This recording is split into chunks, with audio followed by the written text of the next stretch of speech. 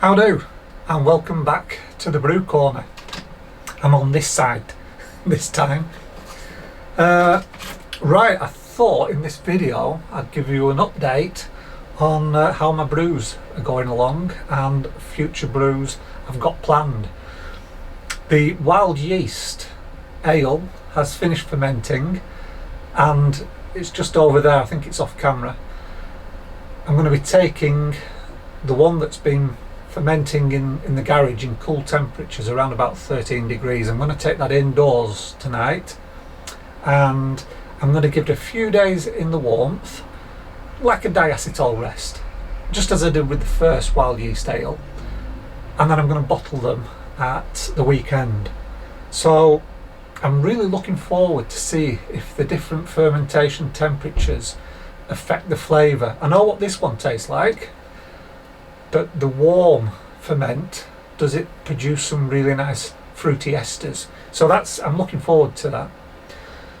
Also tonight, I'm going to be busy. Also tonight, the Munton's Smugglers Ale is finished, and that is like an amber pub ale, basically. It's in the same range as the oat ale, so if that's anything to go by, it should be a really nice one. So I'm bottling that tonight. And also tonight, I'm going to be brewing this. This is Mangrove Jack's Kveik IPA. I think it's a new one.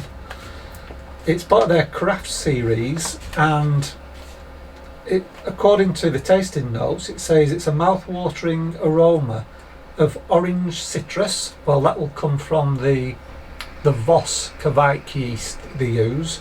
Voss is very well known to produce orange flavour, and a complex tropical fruits, which of course will be from the hops, which are 50 grams of Amarillo and 50 grams of Citra.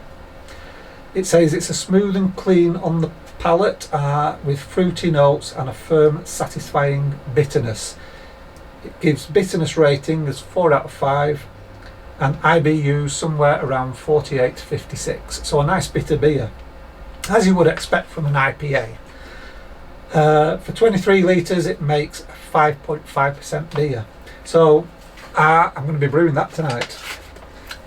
And for the extra fermentables, I'll just throw in a kilogram of a light malt. It says use 1.2 kilograms on here, but it's liquid malt. And you've always got to remember, you don't have to use as much dry malt as you do liquid malt, because with liquid malt, about 20% of it is just water. So you don't need as much dry malt as you do with liquid malt to get the same ABV. So there you go. Right, and then what I'm going to do is this. Not tonight though. I think I've got my hands full tonight, because I've still got to wash the bottles before I bottle the Smugglers Ale. This is going to probably be brewed at the weekend. And I've got the recipe from this book. It's called Brewing Beers Like Those You Buy, from a chap called Dave Line, Line. And this book was written in the 1970s. This is a 1990s reprint, but I think it's out of print now, so you have to get them second hand, which are easy to get on the internet. Just hang on a second, I'm just having some wine as well. I could feel my throat drying up a bit. Now this book is great. I've flicked through it a lot. At the start he tells people how to brew, so past that. But this book, because it was written in the 1970s, there's lots of beers here that I've just never heard of, by breweries I've never heard of and probably don't exist anymore, unfortunately. It also gives some recipes for international beers. For example, there's Lowenbrau from Germany. That's a very nice beer. I've tried that. Grolsch from the Netherlands. San Miguel from Spain. Chimay from Belgium. There's a few from Australia: Castlemaine 4X Bitter, Foster's Lager, something called a Resch's Lager, Reschs, and Southwark Bitter. So that's the Australian beers. And it's a really nice book. It's got some really good recipes in, but it is all grain. So I've had to convert the base malt to a dry malt, which I've done. And also, and this is what's interesting, I should tell you what I'm actually brewing. The recipe I'm brewing is a Green King Abbot Ale, which is a really nice beer. You can still get it, and it's one of my favourites. But I thought it was really interesting because the beer you buy today is very malt forward. It's all about the malt. It's hardly any bitterness at all. Yet look how he describes the same beer in 1970. Abbot Ale, a full-bodied, robust, well-hopped ale, which can be found as a draft bitter or a bottled ale. And you still can do, it's still on draft and it's still bottled. It says the draft version won the Champion Cup for the best draft bitter in 1968, year I was born, at the International Brewers Exhibition. So this recipe must have been in the original edition, because it was around in the 70s, Abbot Ale. But it's nothing like that description today. So there you go. Is that proof that Green King are changing the recipes and making them less hoppy than they used to be? Because of course hops are, I think it's the most expensive ingredient in a beer. So they've reduced the hops. Naughty.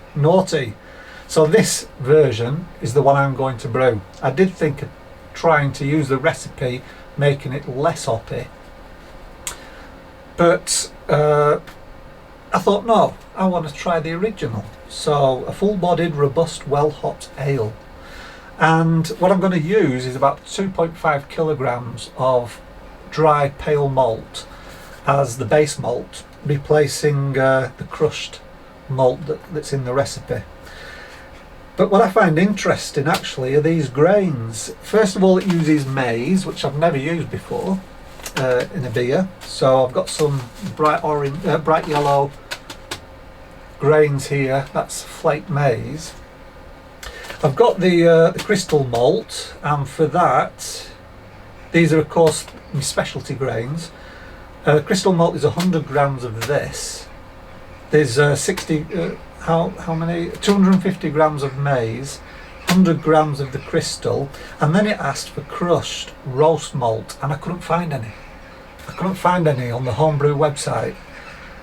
But then I found this, and this sounds really interesting. It's basically a dark malt, roast malt, but it doesn't have that really astringent sort of bitterness that you get, like with a stout.